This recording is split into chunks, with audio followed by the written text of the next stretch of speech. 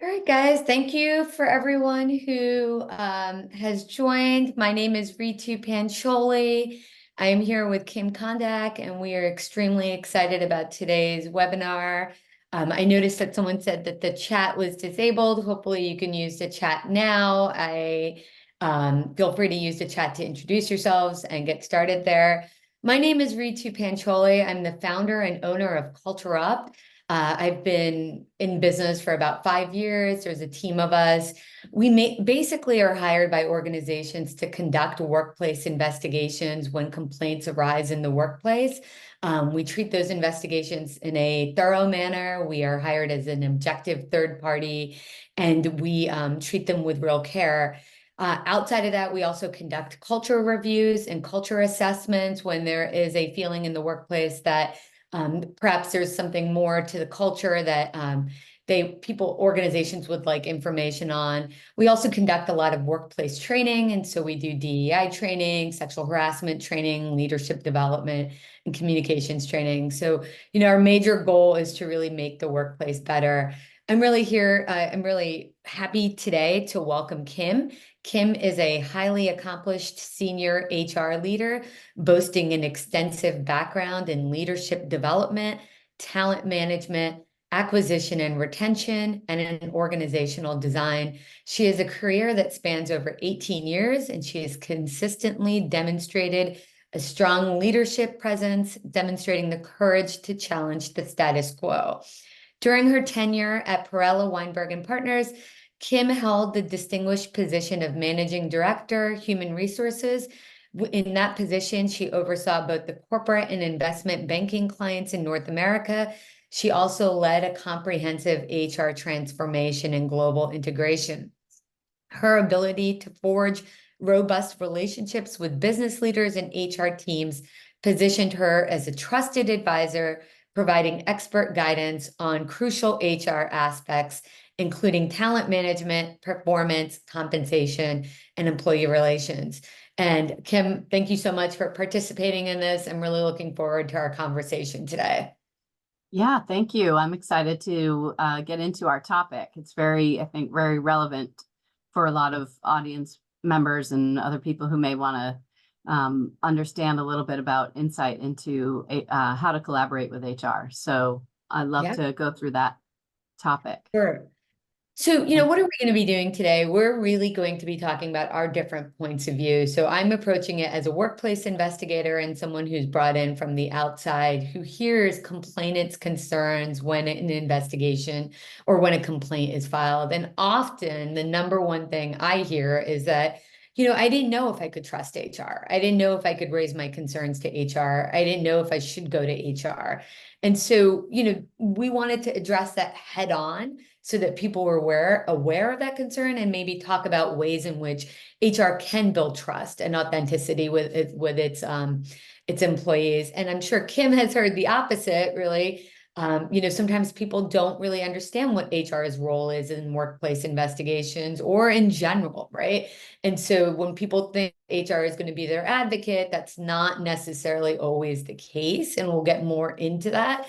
But, we're really here to talk about what is the role of HR in those types of collaborative environments, share best practices for HR collaboration, and address those challenges and barriers. So Kim, I know, like I explained before, that often I hear from complainants that they don't trust HR, that they don't know if HR is going to keep their workplace concern confidential, that they don't know if they can raise a concern about their leader in a safe and trusted way. And that really drives people to not go forward with their complaints or to report their concerns initially. So have you heard similar patterns or themes from employees in your experience? Mm-hmm. Yeah, absolutely. I think when people come to HR, they're usually pretty already upset and have been sitting with an issue for a while. It's not often they come to HR first as a first line of, how to react to things. But they come with reticence often and express those opinions. And I've certainly seen it in social media there's a lot of high profile, sort of cases where, that theme is present. And I think it really depends on the quality of HR in an organization and the power of influence that HR has in that organization that could also contribute to people's concerns about, what will happen if they come to HR to involve them in something that is usually really sensitive.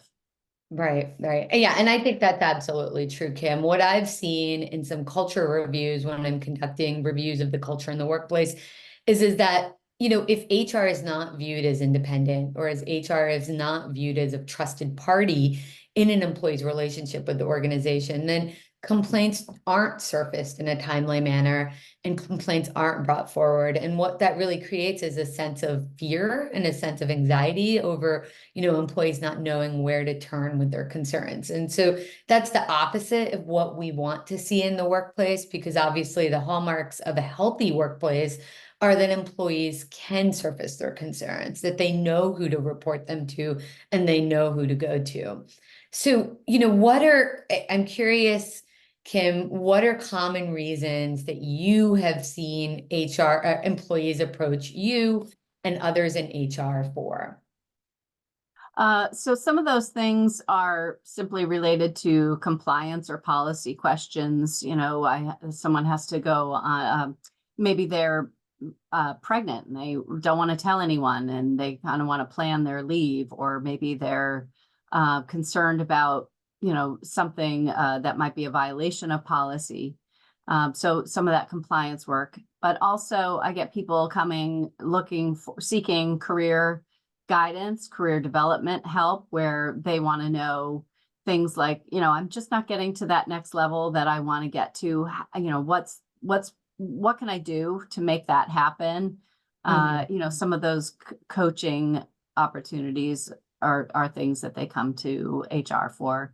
And then in addition to that, I would say, sort of cultural influence, something that is maybe to your point about cultural assessments. Sometimes things are off or need improvement or need to be identified. And so that cultural influence part is what HR often gets involved in as well. Yeah. Besides all the, complaints and problems that come up, but these are some other things. Right. So there's like a whole host of reasons why employees might approach HR or might go to the leader. I think it's equally important to inform leaders that if an employee, for example, comes to them with a question that's on this slide, whether it's compensation and I'm not getting paid equally to my colleagues, or I want to get promoted, or I have a medical issue and I need an accommodation, or my leader is a toxic leader, or I'm experiencing what I feel like is unfair treatment, harassment, fraud, or terminations. These are sort of like trigger words, right? That HR leaders need to recognize, and leaders need to recognize that they need to turn to HR for, right? So I think so much of this is also training leaders to know that when these types of issues are brought up, HR is really the best person in the company or the organization to handle those issues. Do you agree with that, Kim? 100%, because there can be dynamics at play that HR can really help drive, sort of an unbiased response or action around it that can help bring in, a variety of perspectives that others might not see. Right.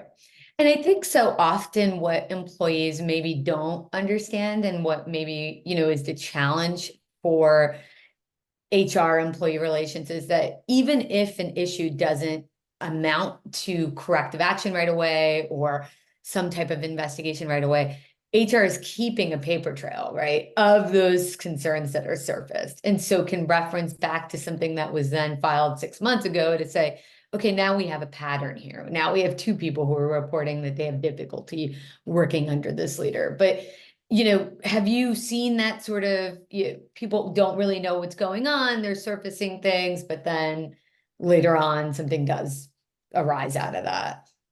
Yeah, I've certainly had many experiences or through the course of my career getting involved in issues that come up, and you know, and in some initial situations, it might be a, you know, a he said, she said, or a personality conflict. But then when you see repeated patterns like that, where you say, you know, where we're able to reference back that documentation of those events, you know, there's staff turnover all the time, including in HR. So you Yeah. don't want those things lost, because if people don't bring those things up, then we're not able to necessarily tie them back, and seeing whether there's a person that's a repeated, you know, maybe offender in things, but also maybe a team or a cultural issue that might need to be addressed on a broader scale that we don't get to see unless we, you know, recognize them and hear about them. Right. Right. Thanks, Kim. So, I love this. Well, I don't love this data, but this data is really interesting, right? From 2022, a crucial learning survey showed that 75% of employees don't trust their HR leader. They don't trust that their HR leader cares about their needs, and only 9% felt that their HR leader could advocate for them. And 47% didn't even feel safe confiding in or getting assistance from their HR leader. So given this, knowledge, Kim, like, what do you think is the first step for HR in building trust and really, recognizing that this is an issue across workplaces? Mm-hmm.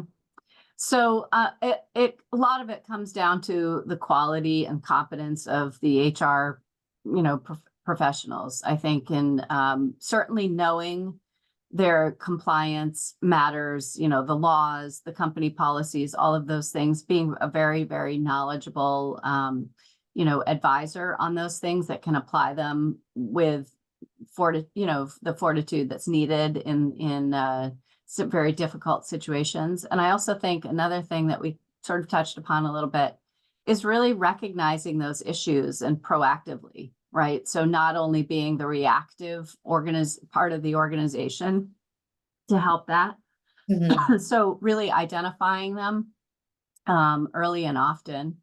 And then I think that professionalism, you know, being a role model for whatever the company values may be, that the quality of your presence, you know, really knowing the staff, being an outward facing HR person is really important to not only be behind the scenes and get involved in things that are maybe only difficult or negative. Yeah, I love what you just said, Kim. I mean, I think especially reflecting, HR is really reflecting the baseline behavior that they expect Mhm. from their employees. And when I see workplaces that are healthy, that are psychologically safe for employees, that is what you see. You see HR taking the step of really modeling the behavior that is expected of all people. So I can give you examples that are the opposite of that, right? That have been in the news. For example, and at McDonald's, I mean, it's a pretty well-known case now. HR was out there kind of partying it up with its employees and sort of engaging in the sexual harassment and in the culture in the workplace that really wasn't permissive under the law and under their policies. I've also seen situations where, I've done investigations and HR has failed to really ring the alarm when someone says, I don't feel comfortable or something's going on. And, I suspect an issue of fraud, or I suspect that someone is in an inappropriate relationship. But sometimes what happens is I think HR blurs the line between their reporting structure and their obligations.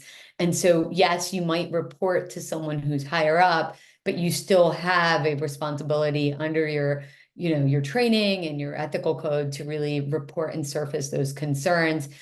In the best situations I've seen where people have been conflicted, for example, if the chief people officer reports to the CEO and the complaint is about the CEO, I've seen HR take the time to go to a board, to go to someone who's independent and to step up, go to outside legal counsel and seek advice, really, so that concerns are not dismissed. And I think, I've been really proud of the people who've done that, because I think that really is the number one thing, right, to building trust is that when an issue is raised, it will not be dismissed just because it's against someone who's in a position of power.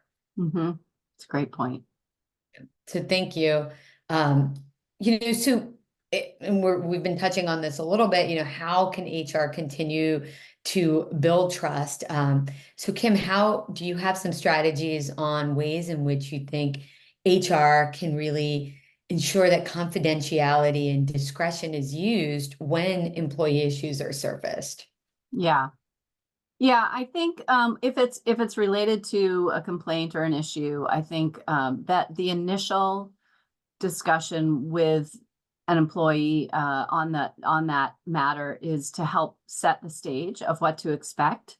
Because utmost professionalism and discretion and confidentiality is when is something important to apply to any of those situations. But some of the situations can't be kept just to that person who complained. So setting the stage of what to expect, and asking what their what they're hoping to have as an outcome is an important part of really that initial first step of understanding, helping people understand what will probably happen.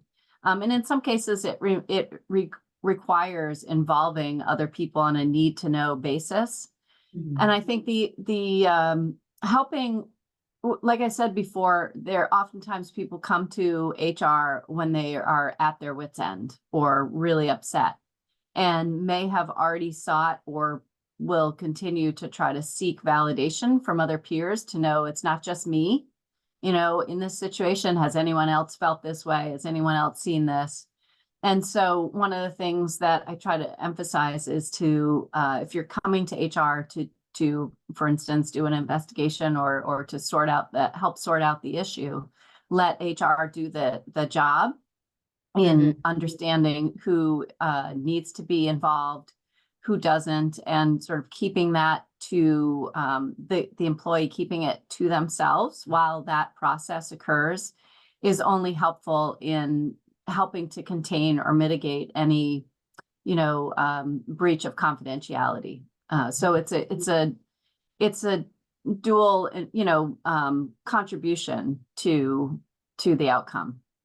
Yeah, I totally agree with you, Kim, on what you're saying. And, as an investigator, an outside investigator, I always remind people that, what they're sharing with me in the course of a conversation that might involve a complaint they've surfaced cannot be kept completely confidential, right? There's no way to conduct an investigation unless you can ask about the complaint that's being made. So of course, other people, witnesses, the subject of the complaint are going to find out that a complaint has been filed. They might not know exactly what's been said in the complaint, but they will, be asked questions about the complaint. And so I think making that very clear to the individual who's filed the complaint, to the employee, is essential because they're not putting something in a Dropbox that's an anonymous, that's not going to be found out. And there are anonymous complaints, and even then, people start looking into them and you have to ask questions about it. So I think being upfront about the fact that confidentiality will be preserved as much as possible to the extent it can be, which is what you said, Kim, right? Understanding who is in that orbit of people who need to know about the investigation and people who don't need to know obviously shouldn't be brought in. But I think that's exactly right. I think being that source of person in HR who, if someone files a complaint and then they feel like they're being retaliated against and things are changing for them, being able to trust your HR person, your HR employee, your HR business partner to be a person that you can confide in about that is also really important. So the way in which we approach the investigation or receive the complaint is also very important, right? You're putting the complainant in a position where they should be able to have a conversation with you about what's going on. Yeah. And I think, what you said, retaliation is the number one thing that people are worried about if they are to go to HR about a complaint. It will either be, will often be, I'm afraid that I'll have some negative action against me as a result, become a pariah, kind of thing. Or it could even be that I don't think that there's going to be any outcome it's not, HR is not going to help solve this. Yeah. So these are things that we have to make sure people understand what to expect, and that there often is a very established process of what we go through, and that the outcome, we can't pre-conclude what that outcome or action will be as a result of, it takes the process to get through it. Right. Yeah. I was talking to a friend about this recently, and she was telling me about an internal issue she was having in the workplace about an open role that like internal people hadn't even been considered for. And I said to her, well, it sounds like you have kind of a compliance concern, right? That you should surface to HR. And her response back to me was, no, no, no, you can't trust HR in our company. As soon as you tell them something, your manager knows. And I said to her, well, your manager might know because the process is broken, right? And the HR has to go back and tell the leader that maybe you haven't been considering the right process and we need to do it this way. But if you don't surface the complaint, then perhaps nothing will be done, right? And so I think it's building that apprehension that people have about surfacing concerns has to be addressed. But it's also about being very blunt that yes, like we might need to share this information with your leader or with others in seniority in order to actually get to resolving this issue. But that said, I think what HR, like what you said, what HR can do to really take that tension down is to say that people are protected from retaliation, right? No one can treat someone differently for surfacing Mhm. that concern under the law and under your company's policies. And so I have seen when you sort of remind people that this is the framework, but we are going to stand by you and ensure that no one retaliates against you. People are a lot more forthcoming in their concerns. Have Yeah. you seen a similar sort of approach when you remind people that no one can retaliate against them? I have, I've even had it on my HR team. I've had in the past, even a very qualified, competent HR professional on my team had, after a long period of time, as I came to find out, she was concerned about sexual harassment from someone that she sort of matrix reported into that was occurring. And it was, something where sometimes we have that feeling of, we can identify someone who, has a little bit of a creepy sort of, not quite appropriate, but not completely outward feeling of sexual harassment. And that had been going on with some, texting after hours and invitations to do things outside of work. And even my own HR person was concerned about bringing it to anyone's attention for fear of retaliation. Yeah. And even the most knowledgeable people who are supposed to be, experts in this field have that feeling. So it's very real. Yeah. And I think it has a lot at stake, and and HR does not underestimate how important that is. And those forms of retaliation could be very subtle. And so Mhm. staying on top of that, not just when the thing is resolved and, we've come to a conclusion, but after, Yeah. making sure that people feel comfortable that they can come to us and that something's really going to be done about it. Yeah, yeah, Kim, I think you highlighted exactly the emotions that someone goes through, and it's so complicated. And I've been in that role as well, where like people have surfaced concerns to me about people who are in my department or who in my own role. But we all have an obligation in legal and or in HR to really be those be the eyes and ears of the organization and to hear those concerns and to really know whether or not some things should be elevated. And I think maybe some of what builds trust is like elevating the role of HR too, right? Like if you know that that's your responsibility to be a reporter, to be someone who's listening and to be someone who takes those things seriously. I think when I have seen the best HR leaders do it well, it's because maybe they overreact and they take everything seriously, right? Which is good because then you're running everything down. But it's a good thing, right? That you're thinking about what are the ramifications? Like, how is this person going to feel comfortable? What can I do to make them feel comfortable? And how can I surface that thing? So I think that's a really great point. And Kim, we touched a little bit on compliance earlier, but I think what you said earlier is really true. HR professionals really in today's workplace have to be so aware of so much, right? State law, federal law, compliance with your own policies. It's never ending. What are your tips on really staying abreast of that and really figuring it out and navigating all of that? Mhm, mhm.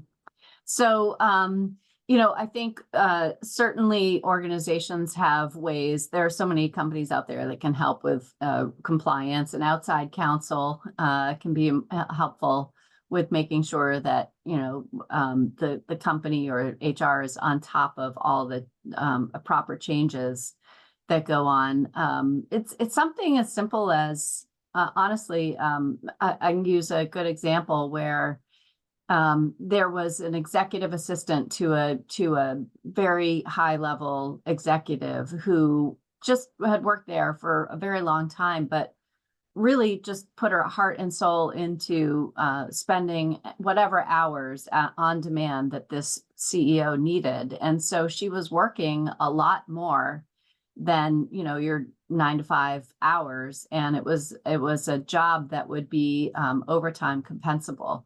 And so she sort of, we saw her working all the time, and yet we didn't see any overtime being submitted. And she was, and I approached her about it, and she indicated that, oh no, I would never charge the company for that. I'm just doing, X, Y, and Z for this person that I have such a great relationship with. I could never disappoint them. And so we had to kind of force her to Yeah. look at compensation for her time and relooking at it in a different way, and put together, to the best of our mutual ability, a history of maybe the time that she put in, and gave her a whole bunch of back pay. And, Mhm. going forward, put that pay, the overtime compensation going forward.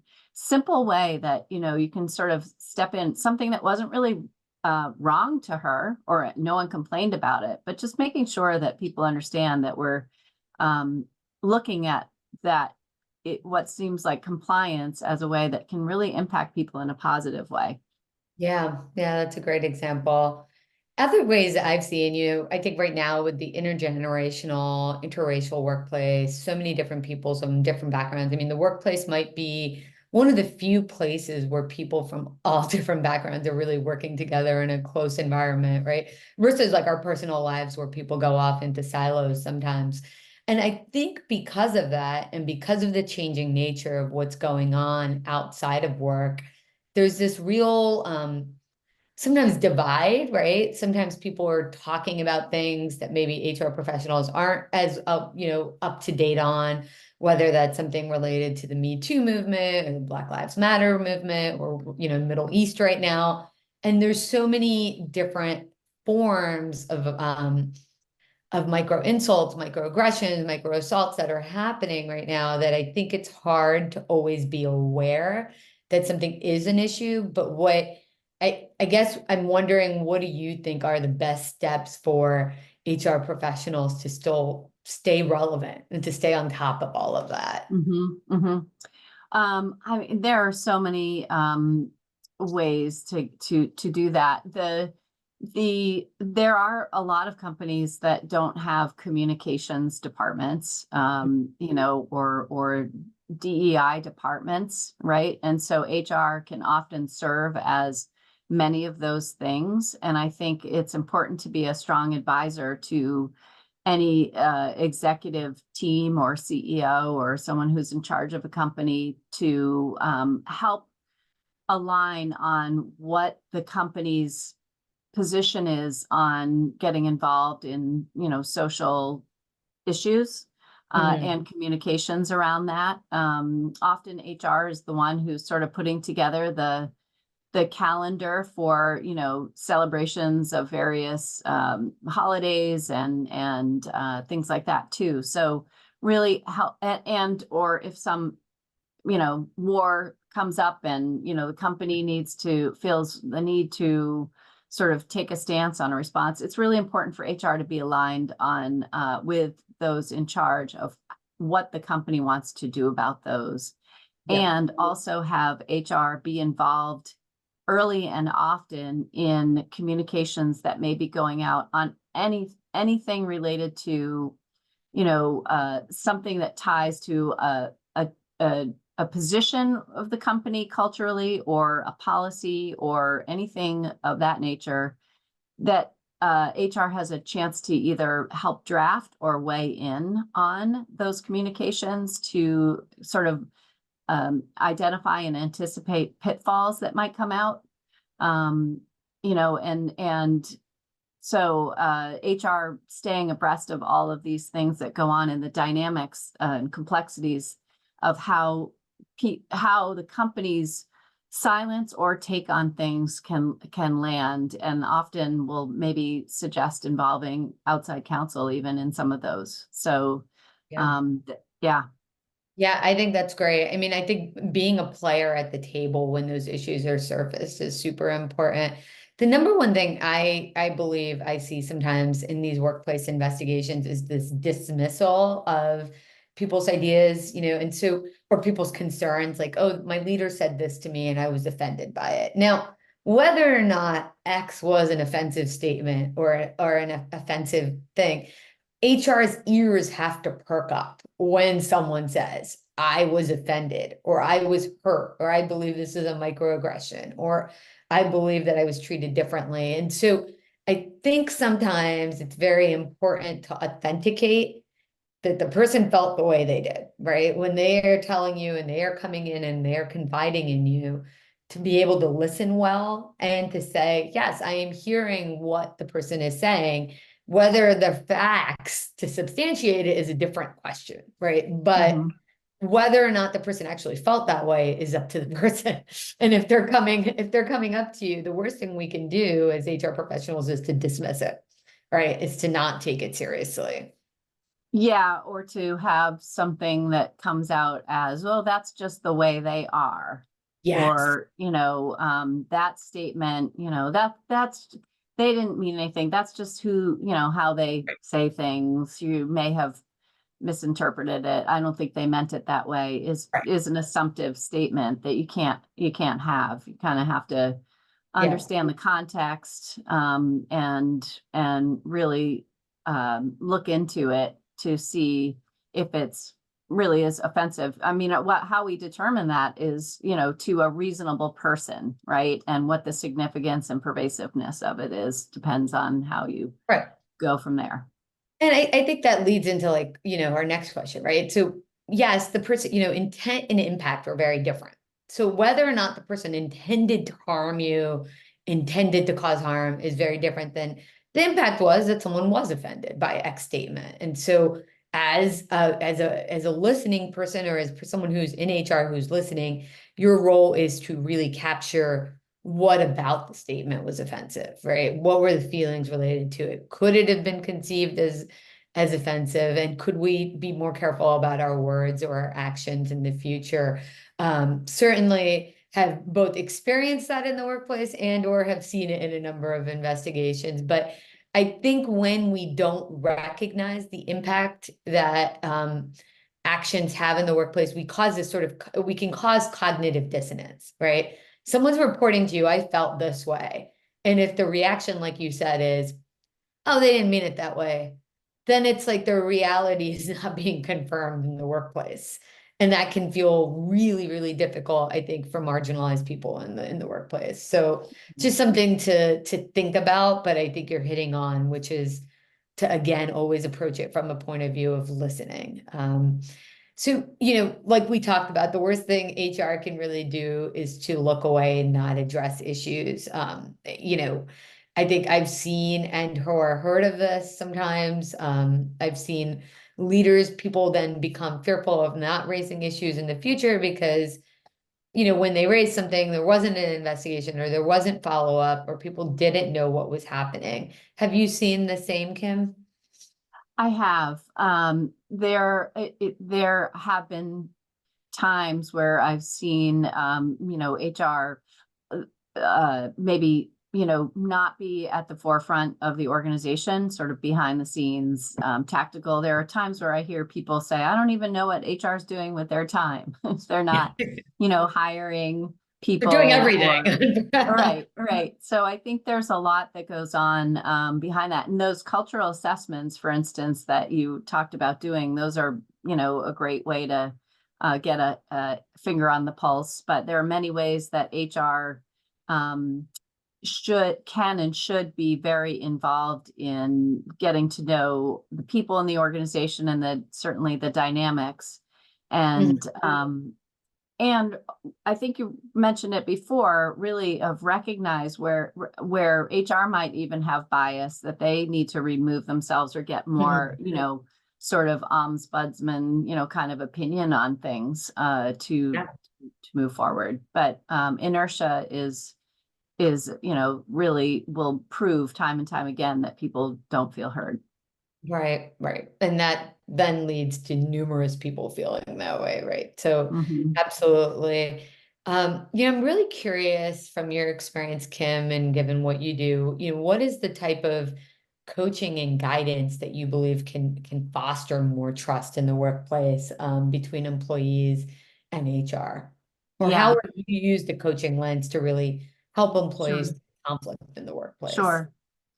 HR can definitely be a sounding board. Doesn't always have to be a complaint that results, that we're obligated to act on. We can ask what they're looking for from HR to, work out whatever issue it might be.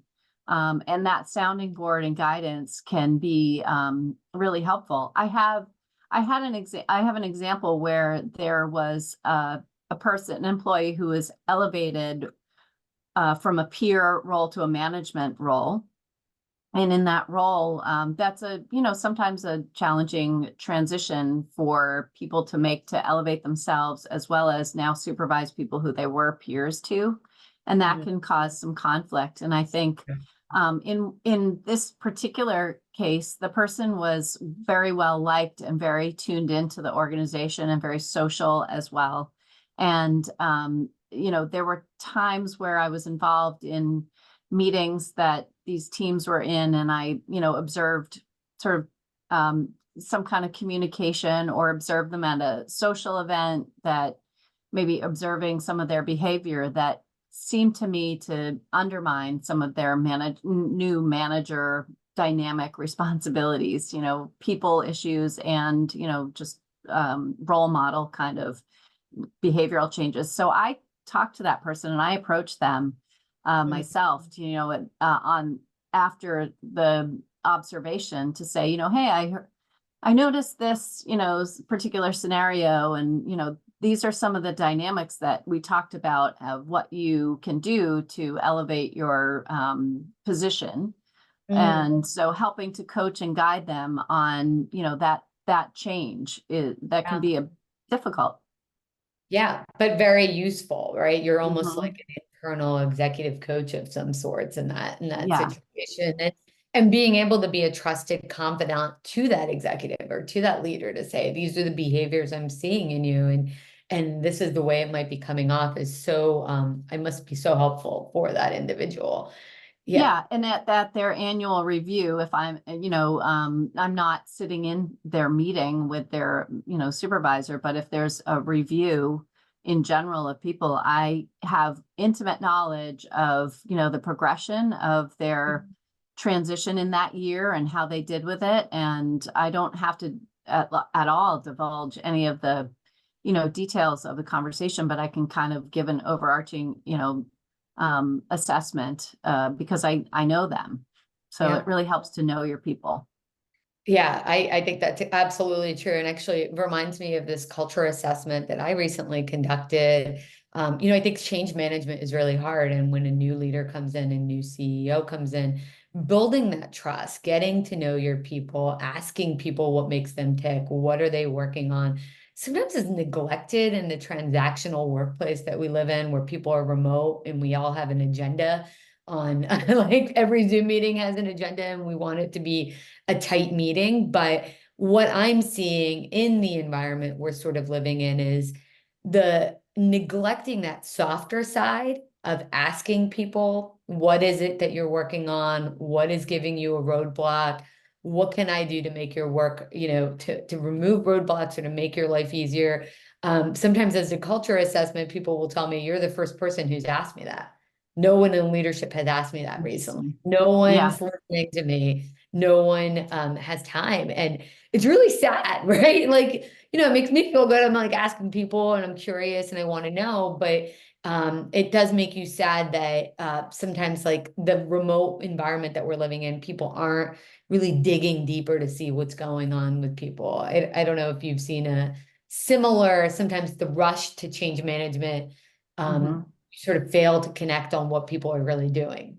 Yeah, it can, especially if leaders, in search situations, if leaders, are pushing an agenda or, pushing forward to achieve whatever has to be achieved, it really falls on deaf ears when people don't feel heard and seen in the reality of what they're living in. And, we all have a million examples of that during COVID, but the lasting effect of that disassociation with sort of what people are going through. If you have some of the things that I do with leaders who are managers who are maybe having a performance issue, some of the coaching and guidance I give them before they approach that person, particularly if they're remote and they don't see them every day, is maybe start with an empathetic question. I've noticed this, Mm, lately in the last few months. Is anything going on that's different for you? Instead of mm. going right into the you're not doing this well.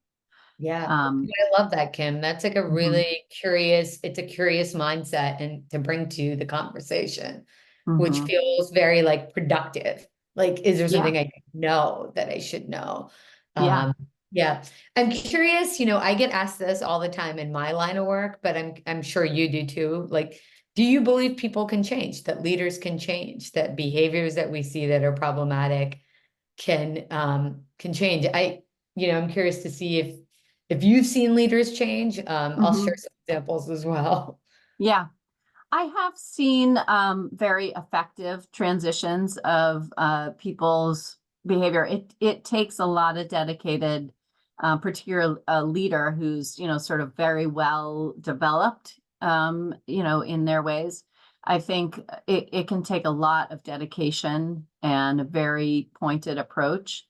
I definitely have seen it where people might for example, a leader who's particularly maybe abrupt or gruff or sort of the way they land on people, and that awareness is if they're open to it. The key, honestly, Ritu, is when people are interested and willing to do that kind of work. Yeah, yeah, exactly. And I think that's what we see in our trainings as well. And, in the coaching I deliver, which is when people care and are curious about their leadership journey and want to improve, we do see tremendous improvement, Mhm. right? Mhm. And sometimes that means breaking down the silos, right? Because so many of us have been told that work is here and personal is here and never blend. And that there's some truth in that, right? Like I don't want to encourage too much blending Yeah. or you certainly shouldn't be your party self at work, but not sharing or not being open about what's going on in your life can result in people only seeing one persona. And so when I've seen leaders say, actually, my son's going through a hard time, or Mhm. I'm going through a hard time and I'm struggling with senior leadership and conveying my message and my Mhm. relevancy. That's when I've seen teams turn around and say, no, no, no, I want to like protect my leader. I want to work even harder for this leader because Yeah. they've shown vulnerability in the Yeah. work. And that I had an example of that. Somebody who was responsible for a lot of sales revenue of a fledgling, emerging practice area in one of the companies I worked in. And he was not making his numbers and everyone was really concerned and there were all these, discussions about it. And I asked him, at one point, how is he doing? And he told me that, he had a teenager who had attempted suicide and who he was working on getting her into the right program, and Yeah. was in the midst of that, and wanted to take leave to do that, but had joined at a time where he wasn't sort of eligible yet for all the benefits that go along with that. And Mm. so something that was, confidential, he didn't want that information out there. So I worked with him on how to get him to get people off his back a bit, Yeah. while he's going through the urgency, and to without being able to reveal any of that information. And Wow. in fact, that was several years ago, and he just reached out to me randomly, making through a network. He was looking for something, a connection that I had. And, I said, how is your family doing? And, how are you doing? And he said, I can't believe you remember, thank you for remembering all that. It was so many years ago. Yeah. And it makes a difference for HR to really get involved in those things. Yeah, that's such a powerful example. Thank you for sharing that. And to be a person that person could trust in that moment, Hmm. right? And use as a confidant. I think that's Hmm. a great example. Well, Kim, I could talk to you all day. Like we have so much similarity, but I'd love to hear from the audience. Feel free to use the question and answer function. It's the Q&A or the chat to put any questions that you might have for Kim or I, or any similarities or differences that you see in your approach. We would be happy to answer those questions. In the meantime, I think, Kim, we've kind of touched on it, but how can we really ensure that HR takes the steps to ensure that interventions that it provides are like fair and unbiased when dealing with workplace disputes or grievances? Hmm. So, for example, Um, someone who files a complaint against their leader or something. hmm. So I think it's important for HR to, take a beat and assess what are the dynamics and how close they are to it. Mhm. There are some organizations that choose to have a department of people or a person who handles all of those things. They get funneled to a person who's not involved personally in any of those things. I think that HR recognizing that there are times where they, need input and help from, outside counsel, general counsel, employment lawyers, and who and when they should involve from leadership, depending on how sticky the issue is and the impact on the company. Mhm. Um, Making sure you're getting the right people involved in a need to know basis, and sort of just taking a beat to assess that before kind of going through the motions is probably a good idea. Yeah, I love that. And I think, it's so relevant to just take a moment, like you said, take a beat, really understand who is in the best position to be the most neutral investigator. Is it someone in a Mhm. different department at HR? Is it someone outside? Like, if you are really close to leadership and you are investigating that leader, it's going to be difficult. And then under the current model in most HR systems of like HR business Mhm. partners have to get close to the leaders they support, right? And Yeah. leaders love it. Leaders love it. My husband's a leader, right? Like they rely on that business partner to guide them through everything. And if you don't have that relationship, that's tough for the leader. But then the complainant might also not get the best support. So I love the idea of taking a beat, understanding who's in the best position to look into this. Is there a conflict? Who could be brought in if there is a conflict, or if it's too Mhm. close to the matter? If it's about a CEO and you report to the CEO, bringing someone else in can be really valuable, and protect everyone's role in the situation. So that's a great, Mhm. great, great idea. One other thing that to consider in a situation where someone might report their leader is, should the person be moved in the interim? Should they be given the opportunity to work from home more? Are there other avenues that you can do to show that you're supporting the employee for raising something that could be concerning? And I've seen that happen in a number of ways that again shows empathy for the employee for raising their concern.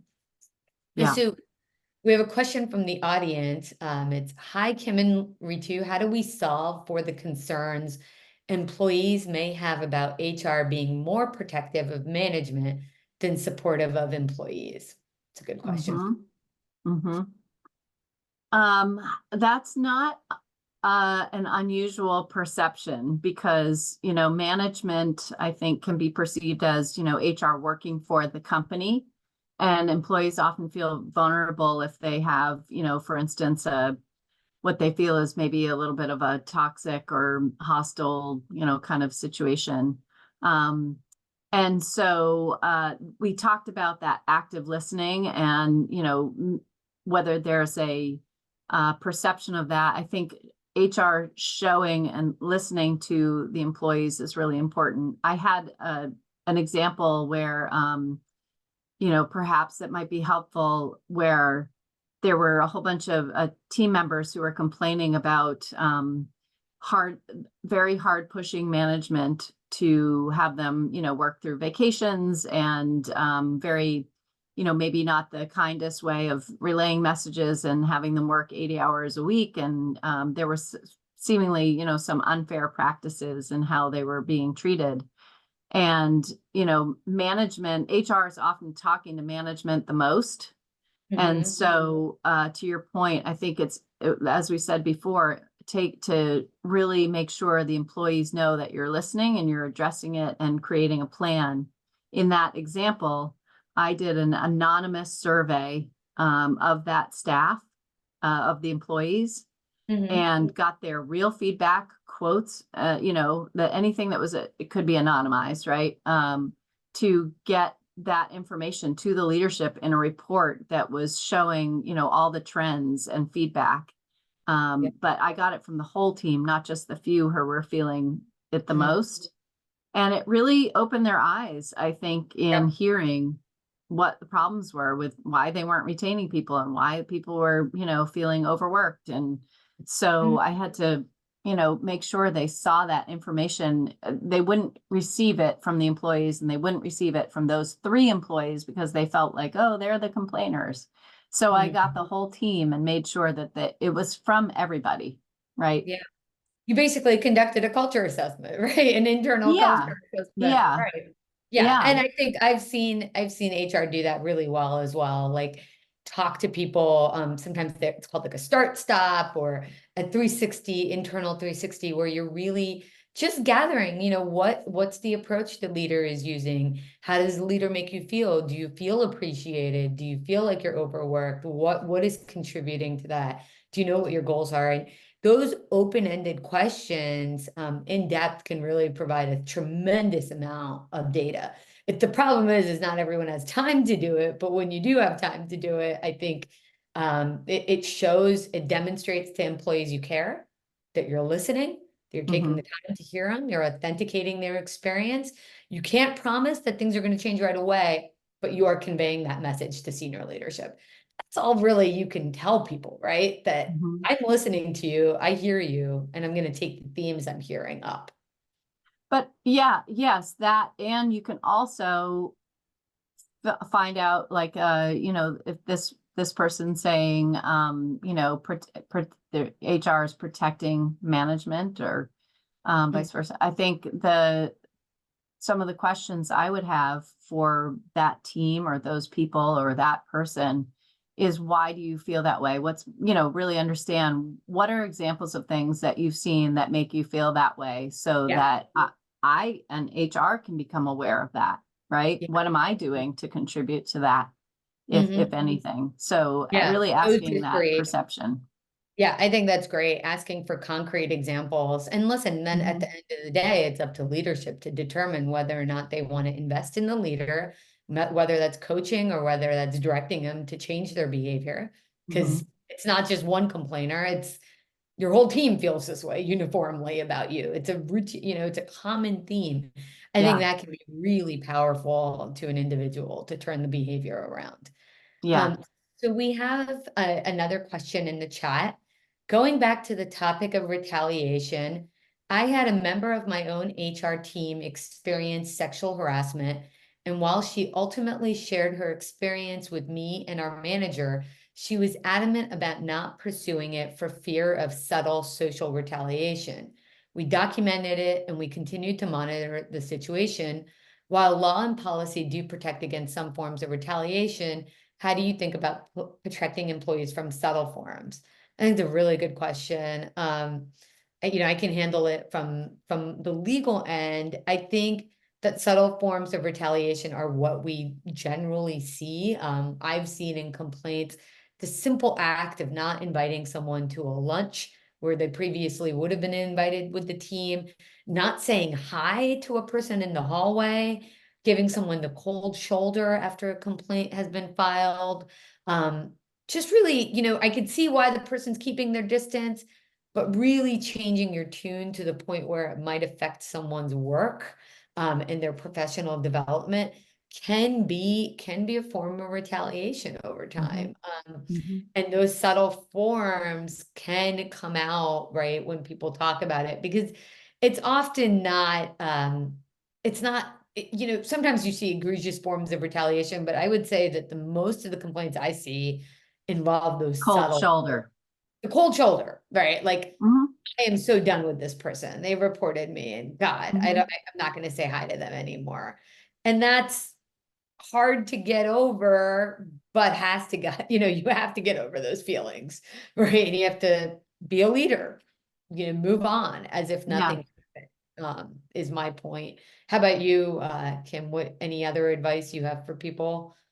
Yeah, I think when I have someone who complained about a peer or or a manager or whatever it might be, and they're concerned about retaliation, one of the things I advise them is to keep a close watch and keep a little log of microaggressions that you might see or what you consider cold shoulder incidents, Hmm. and keep track of them. I mean, certainly they, they're informed that I've already had a conversation with the person they complained about, that they can't do, the following, which includes subtle, right? And that they just have to kind of put on their best professional behavior and kind of get past any of that personality conflict. Yeah.